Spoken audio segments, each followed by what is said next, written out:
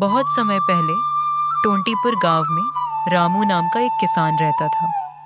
उसका घर मिट्टी का था, खेत छोटे थे और आमदनी बस गुजारे भर की। लेकिन उसके पास एक चीज बहुत बड़ी थी, उसका ईमान। रामू हर दिन सूरज उगने से पहले अपने खेत पहुंचता, पुराना हल उठाता और दिन भर मेहनत करता।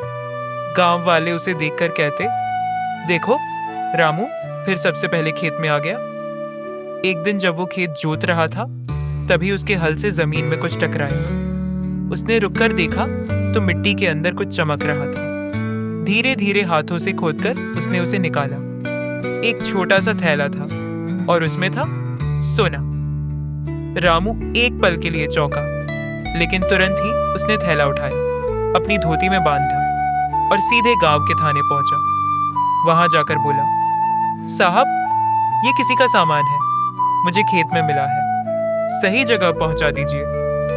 थानेदार कुछ पल के लिए रामू को देखता रहा, जैसे यकीन ही नहीं हुआ। उस दिन रामू बिना कोई बात किए चुपचाप वापस चला गया। अगले दिन से गांव में चर्चा फैल गई। रामू को खेत में सोना मिला और उसने लौटा दिया। कोई कहता, भला कौन ऐसा करता है आज के जमाने में?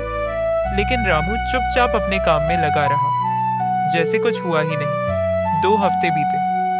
एक दोपहर उसके खेत के पास एक सफेद एसयूवी आकर रुकी। रामू उस समय मिट्टी में बुआई कर रहा था। गाड़ी से एक सज्जन युवक उतरा, सलीकेदार कपड़े, आंखों में भावुकता।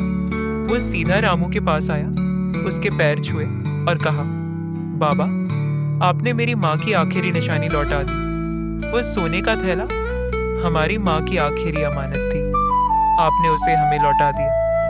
रामू थोड़ा जेब गए, बोला, बेटा वो मेरा नहीं था, बस लौटाना था।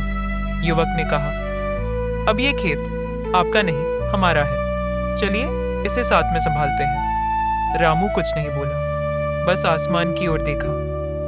एक लंबी सांस ली और हल्की सी मुस्कान उसके चेहरे पर आ गई। उस दिन के बाद सब कुछ वैसा ही रहा, खेत, सूरज, गांव।